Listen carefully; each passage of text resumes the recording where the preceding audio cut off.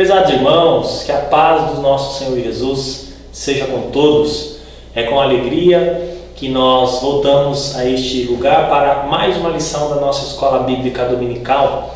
Hoje a lição de número 8, cujo dia é 24 de maio de 2020.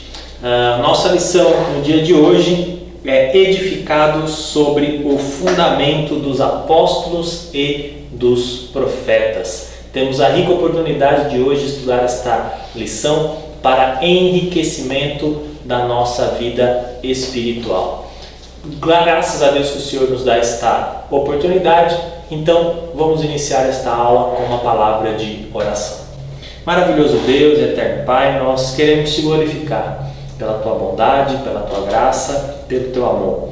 Queremos rogar o teu favor, queremos rogar as tuas bênçãos, para que o Senhor venha falar conosco, para que o Senhor venha nos instruir, para que o Senhor venha nos fazer mais conhecedores da sua palavra e para que a bênção do Senhor esteja tanto conosco quanto com os seus filhos que irão aprender nas suas casas, nos seus lares, aonde estiverem escutando. Senhor, que a bênção do Senhor esteja com eles. Em nome de Jesus é o que pedimos.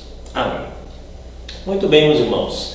Não nos esqueçamos que se você se inscrever você deve se inscrever neste canal, ADI Setor São Luís no YouTube, ADI Setor São Luís no Facebook e também no nosso Instagram. As nossas redes são para que nós possamos interagir e possamos cada vez mais manter um contato direto com todos os irmãos. Se você quiser acessar a descrição desse vídeo, você também ali vai ter alguns slides que você pode obter clicando no link, e ali tem algumas informações que nós disponibilizamos para todos os alunos, e aí você pode acompanhar as aulas tanto com a sua Bíblia, com a sua lição e também com esses slides, que é um suporte para a nossa aula de hoje. Então, sem mais delongas, vamos falar um pouquinho sobre esta edificação que os apóstolos e os profetas fundamentaram. O nosso texto áureo diz assim: edificado sobre o fundamento dos apóstolos e dos profetas, de que Jesus Cristo é a principal pedra da esquina. Efésios capítulo 2, versículo 20. Jesus Cristo, verdade prática, Jesus Cristo é a pedra basilar da igreja, que está edificada por meio dos ensinamentos dos apóstolos e do testemunho dos profetas. E a nossa leitura bíblica em classe está em Efésios capítulo 2, os versos 20 a 22, e Mateus 7, do 24 ao 27, que diz assim: edificado sobre o fundamento dos apóstolos e dos profetas, de que Jesus Cristo é a principal pedra da esquina, no qual todo edifício bem ajustado cresce para templo santo no Senhor, no qual também vós juntamente sois edificados para a morada de Deus no Espírito. Mateus 7. Todo aquele que escuta estas minhas palavras e as pratica, assemelhá-lo-ei ao homem prudente que edificou a sua casa sobre a rocha. E desceu a chuva, e correram rios, e assopraram ventos, e combateram aquela casa, e não caiu, porque estava edificada sobre a rocha. E aquele que ouve estas minhas palavras e as não cumpre, compará-lo-ei ao homem insensato, que edificou a sua casa sobre a areia.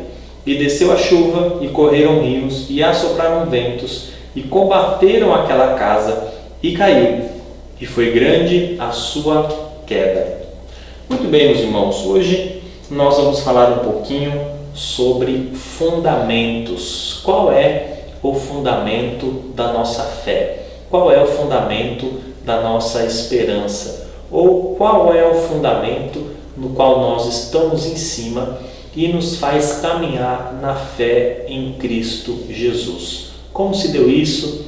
Como isso veio ocorrendo ao longo dos anos? Como isso foi desenvolvido ao longo dos séculos e como isso se desenvolve ainda hoje é o assunto da nossa lição no dia de hoje, que nós temos a oportunidade de estudar através desta lição na carta aos Efésios.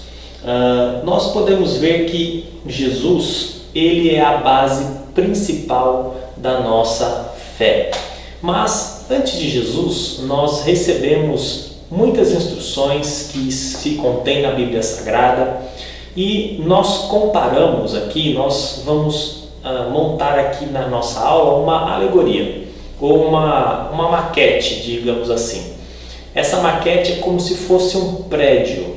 E um prédio, ele tem as suas bases, ele tem as suas colunas, ele tem os seus alicerces e nós vamos mostrar que Jesus Cristo é a base, Jesus Cristo é o fundamento deste grande edifício que nós construímos através da pregação do Evangelho e o reino de Deus.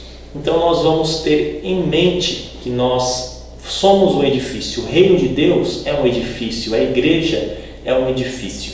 E cada um de nós coloca apenas uma pedrinha, um tijolo, cada um de nós coloca apenas uma pequena peça para que esse edifício cresça, cresça e cresça muito mais. A base é Jesus. Em seguida, vem as primeiras obras que são feitas pelos profetas e pelos apóstolos. Na sequência, todos nós, ao longo de 2000 anos, só temos colocado pequenas pedras, pequenos tijolos em cada lugar deste grande edifício que é o reino de Deus. Então vamos aqui o primeiro tópico da nossa lição, que é um edifício espiritual. E o subtópico 1, o santuário judeu. Nós temos que lembrar que o santuário judeu no Antigo Testamento, obviamente, era primeiro o tabernáculo e depois o templo. Esses dois edifícios, ou esses dois templos, vamos dizer assim, eram como se fosse a representação da presença de Deus no meio do povo. O povo enxergava Deus no tabernáculo primeiramente e depois no templo. Esses dois lugares foram evidências de que Deus estava no meio do povo. Por isso que quando o templo de Salomão foi destruído, o povo ficou completamente desesperado, desesperançoso quanto ao futuro, porque era como se a presença de Deus tivesse ido embora, tivesse se esvaído e não mais aquele povo seria o povo de Deus. Então, o primeiro santuário, o tabernáculo, depois o templo, representava sobretudo a presença de Deus no meio do povo. Era ali que se faziam sacrifícios, que se mantinham com o culto a Deus, que se davam ofertas ao Senhor. Era naquele lugar que Deus se fazia conhecer no meio do povo. Jesus, na sua morte e ressurreição, trouxe este santuário não para lugares visíveis, mas Deus trouxe esse santuário na morte e ressurreição de Jesus para dentro de cada crente. Agora, cada cristão, cada crente, cada servo do Senhor é um santuário vivo da presença de Deus. E nós somos como uma oferta viva ao Senhor. Nós somos um templo e todo aquele que olha para nós deve ver o brilho do Espírito Santo de Deus, o brilho de Deus nas nossas vidas, assim como o povo de Israel via o brilho no templo quando olhava aquele lugar suntuoso em cima da cidade. O subtópico de número 2 diz o santuário cristão. Se nós olharmos o capítulo 7 de Atos dos Apóstolos, nós vamos ver que o nosso irmão Estevão, o primeiro mártir da igreja, ele foi aquele que disse que Deus não habita em templos feitos por mãos de homens. E isso é verdade. Aquele templo que nós tínhamos no Antigo Testamento não continha a presença de Deus. mas ele representava a presença de Deus no meio do povo. No Novo Testamento, aí sim nós temos a bênção de ser templos e morada do próprio Deus, através do seu Espírito Santo. Em outras palavras, se nós lermos 1 Pedro, capítulo 2, abra sua Bíblia em 1 Pedro, capítulo 2 e o verso 5.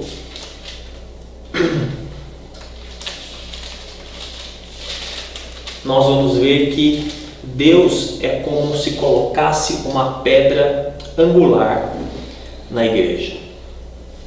Também vós mesmos, como pedras que vivem, sois edificados, casa espiritual, para serdes sacerdócio santo, a fim de oferecerdes sacrifícios espirituais agradáveis a Deus por intermédio de Jesus Cristo.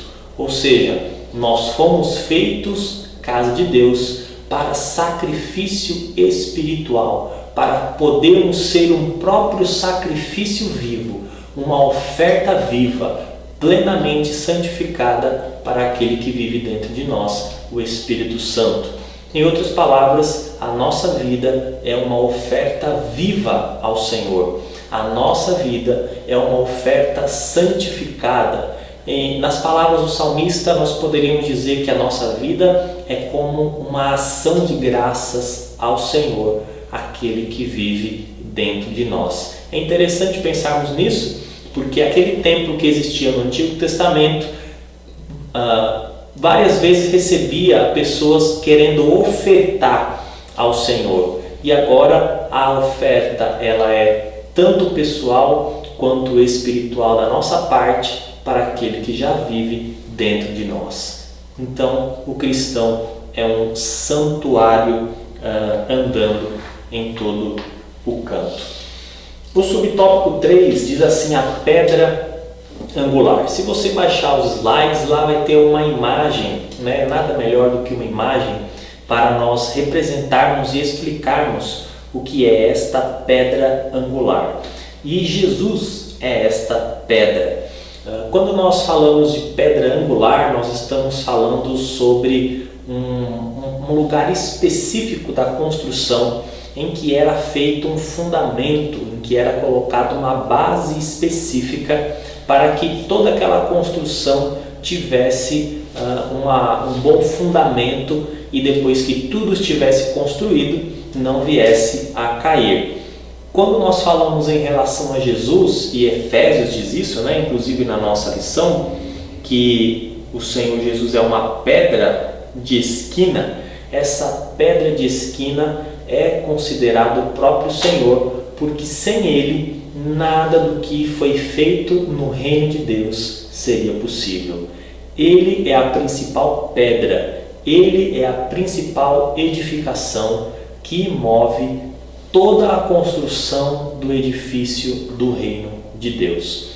Ou seja, nós não teríamos chegado até aqui se Jesus não tivesse realizado aquilo que Ele realizou. Tudo o que nós fazemos é possível graças ao trabalho que Jesus realizou. Se nós voltarmos à metáfora do edifício, cada andar ele só pode ser construído a partir do momento que existe uma boa fundamentação na sua base, a partir do momento que existe um bom alicerce para que o edifício vá cada vez mais crescendo e aumentando de tamanho. Assim é o reino de Deus. E se nós também olharmos para o subtópico de número 4, Cristo, a pedra angular, nós vamos lembrar que esta pedra, ela, por ser uma pedra angular, ela foi uma pedra rejeitada. Ela foi uma pedra que não tinha nenhuma qualificação, que não tinha nenhum adereço específico para que ela fosse reputada como boa. Se nós lermos Isaías capítulo 53, nós vamos poder ver como o Senhor Jesus ele foi desprezado. Lá o profeta diz que ele foi o mais indigno entre os homens, né? Mas o Deus dos céus fez desta pedra rejeitada o cabeça de esquina, a pedra principal, aquela a qual foi edificada o maior edifício da história, que é a Igreja do Senhor. A Igreja do Senhor é a principal prova de que Jesus conseguiu realizar uma obra extraordinária e por isso nós estamos aqui até o dia de hoje. Cristo é a principal fundação da igreja e sem Ele nada do que nós conhecemos como cristianismo existiria. Cristo realizou uma obra soberana, específica, e o seu fundamento foi rememorado e é reverberado tanto na igreja de hoje como na igreja do passado. Esse é o nosso trabalho como evangelistas no reino de Deus. Dito isso, passemos ao tópico de número 2 da nossa lição de hoje, o fundamento, apóstolos e profetas. É importante, meus irmãos, nos dias de hoje nós aprendemos o conceito de apóstolos, né? Porque muitos têm se feito apóstolos, né? Por aí, né? E nós sabemos que apóstolos não são simplesmente pessoas que nós encontramos em qualquer esquina aonde nós andamos. No Novo Testamento, a palavra apóstolo significa duas coisas: mensageiro ou aquele que é enviado em nome de alguém. É nesse sentido que existem apóstolos no Novo Testamento. Por isso, aqueles 12 que andaram com Jesus foram pessoas que estavam junto com Jesus e foram enviados em nome dele. Não é porque aqueles homens são pessoas específicas que nós temos que nos parecer com eles em algum sentido. O Senhor comissionou aqueles 12 homens para uma tarefa específica. Qual era esta tarefa? A tarefa era fundamentar os primeiros passos da igreja. Aqueles apóstolos têm um ministério específico. Depois deles vieram outros apóstolos que aí sim são mensageiros, que vão pegar esta mensagem que os primeiros apóstolos pregaram e vão levar às demais pessoas nas mais diversas regiões que nós podemos imaginar. A exemplo disso, temos o apóstolo Paulo, que pega a mensagem do Evangelho e é considerado o apóstolo dos gentios, porque prega em todos os lugares onde não havia judeus. Então, este apóstolo específico, que nós bem conhecemos através das suas cartas, pegou a mensagem do Evangelho e fez essa mensagem se multiplicar em vários outros lugares. Era um verdadeiro mensageiro, alguém que foi enviado em nome de Cristo. Os apóstolos foram comissionados pelo próprio Deus para continuar a mensagem de Jesus. Por isso que nós dizemos que os primeiros passos da igreja foram fundamentados pelos apóstolos e apontar a todos os povos o caminho do arrependimento e da salvação. Estes apóstolos tinham um comissionamento específico, tinham uma ordem específica e tinham um trabalho que era mostrar ou revelar a mensagem do Evangelho a todas as gentes. Hoje nós temos uma confusão muito grande entre profetas, apóstolos, porque nós esquecemos das origens, esquecemos o que é verdadeiramente um apóstolo, esquecemos o que é verdadeiramente um profeta, e isso é perigoso e pode levar a igreja a cometer muitas heresias. O ponto 2 diz assim: a doutrina dos apóstolos. Muitas pessoas pensam que quando nós falamos de doutrina de apóstolos, nós estamos falando de algo diferente daquilo que Jesus ensinou. Negativo. Quando nós falamos da doutrina dos apóstolos, nós estamos falando de nada mais, nada menos de que os apóstolos pegaram a mensagem de Cristo, os ensinamentos de Cristo, e multiplicaram esses ensinamentos. Multiplicaram no sentido de dar mais profundidade, dar mais voz, pegar esses ensinamentos e enviar eles mais para longe.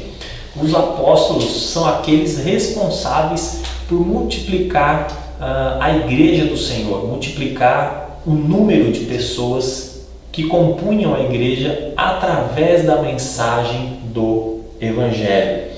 O que os apóstolos fizeram foi começar a construir sobre a base. Quem é a base? Jesus.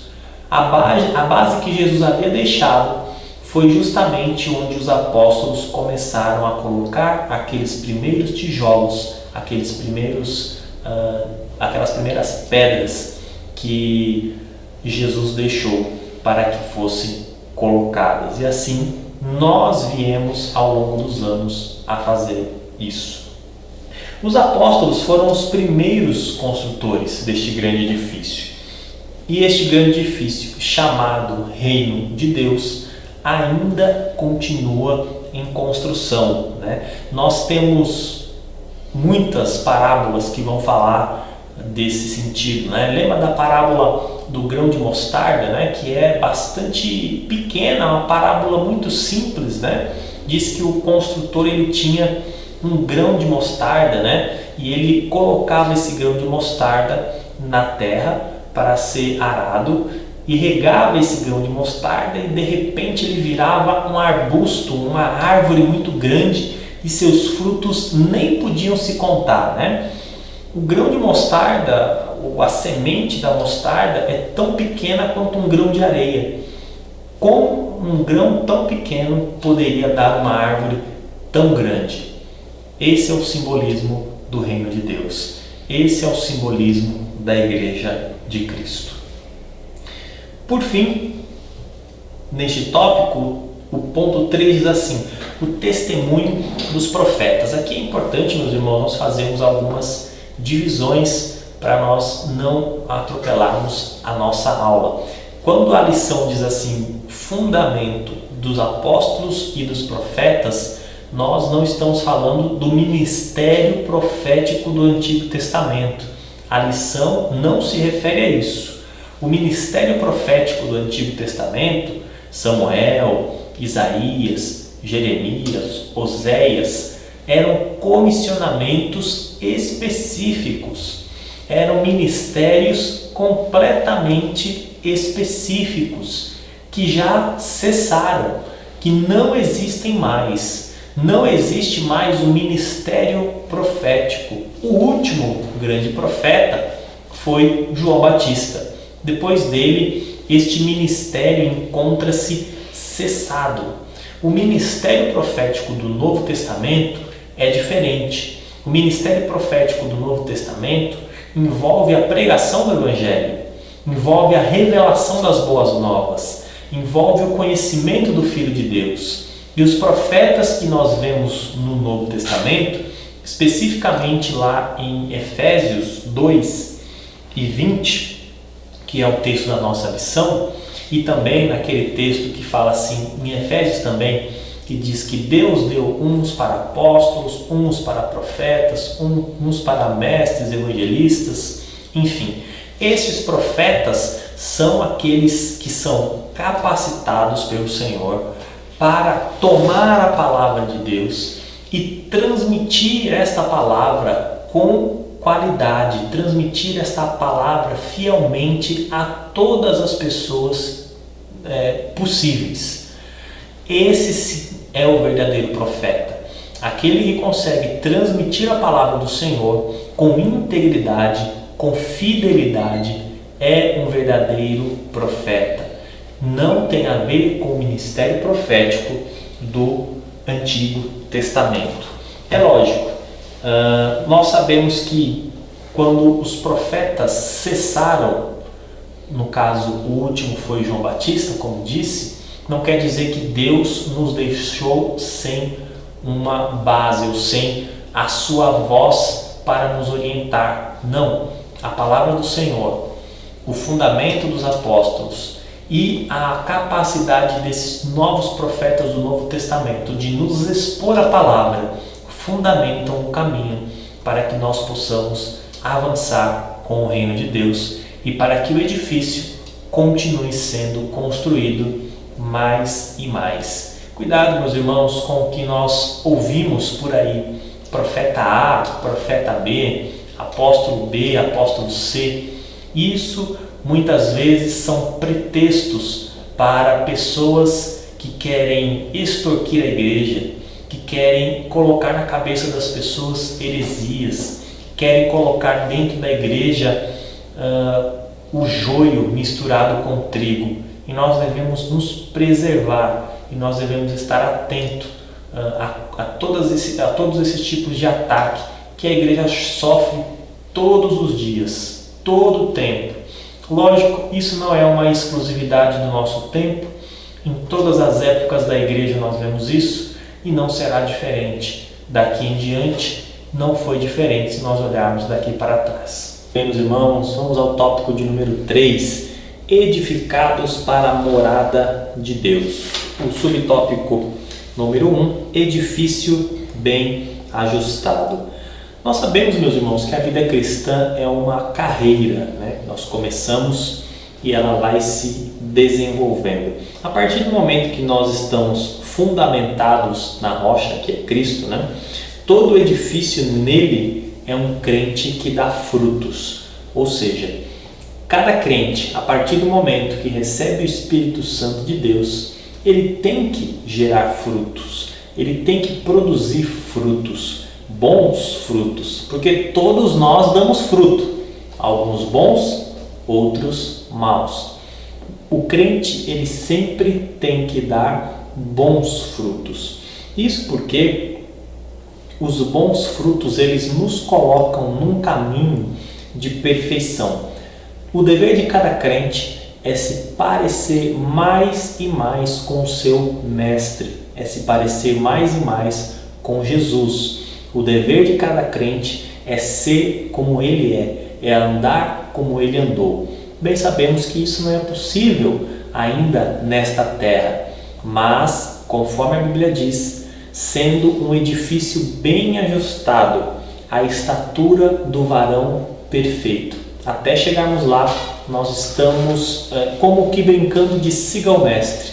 Onde ele pisou, nós vamos pisar. Onde ele andou, nós vamos andar.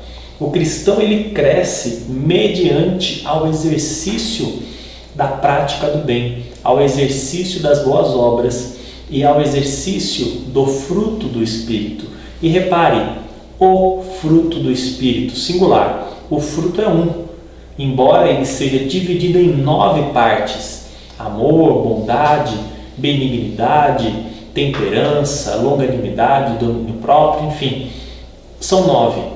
Mas nós só temos o fruto completo quando esses 9 são muito bem exercidos.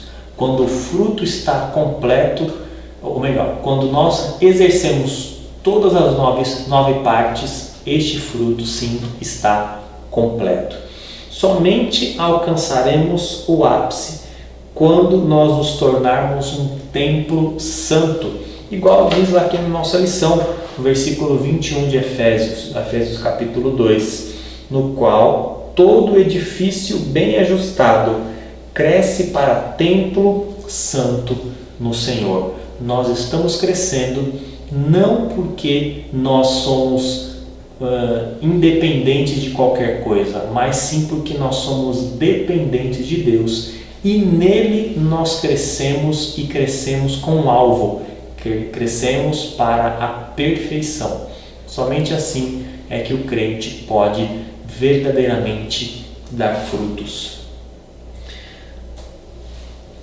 O ponto 2 diz assim: templo santo no Senhor. Nós sabemos que o templo santo no Senhor pressupõe, antes de tudo, que Deus habita nesta pessoa. Um templo só pode ser santo a partir do momento que o Deus Todo-Poderoso e Santo habita nesta pessoa. Nós sabemos que, primeiro, para Deus habitar em nós, antes ele teve que fazer uma obra de regeneração. uma obra de limpeza, uma obra de renovação, para depois poder habitar em nós. Em outras palavras, onde habita a luz, de maneira nenhuma pode habitar as trevas. E onde está as trevas, de maneira nenhuma existe a luz. Nós já falamos muito disso ao longo desta lição. Onde tem as trevas, não tem a luz. Onde tem o Senhor, o diabo não fica, e vice-versa. Não tem um meio caminho, não tem uma meia via, não tem um caminho do meio na qual nós possamos andar. Por isso, o homem é o símbolo da luz de Deus. Abra comigo a sua Bíblia em Mateus capítulo 5.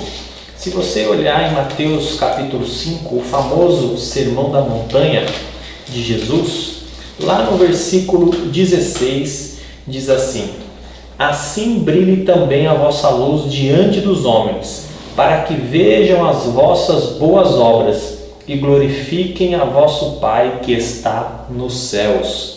Esse brilho é vindo especificamente e inteiramente do Espírito Santo de Deus que habita em nós, que habita em cada crente.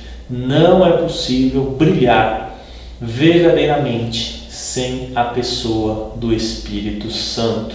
O Espírito Santo é o agente capacitador e regenerador de todo o crente. Para nós finalizarmos, o ponto 3 diz assim: morada do Altíssimo. No Antigo Testamento, como nós falamos, a morada de Deus era o templo onde os homens encontravam com Deus para sacrificar e entregar as suas ofertas pelo seu pecado. Agora, todo homem pode encontrar Deus em vários lugares. Nós podemos encontrar Deus na palavra, nós podemos encontrar Deus nos louvores, nós podemos encontrar Deus na verdadeira igreja do Senhor, e nós podemos encontrar a Deus na vida de cada crente. Quando alguém olha um servo de Deus, quando alguém olha uma verdadeira serva de Deus, as pessoas não podem ver simplesmente aquele ou aquela serva.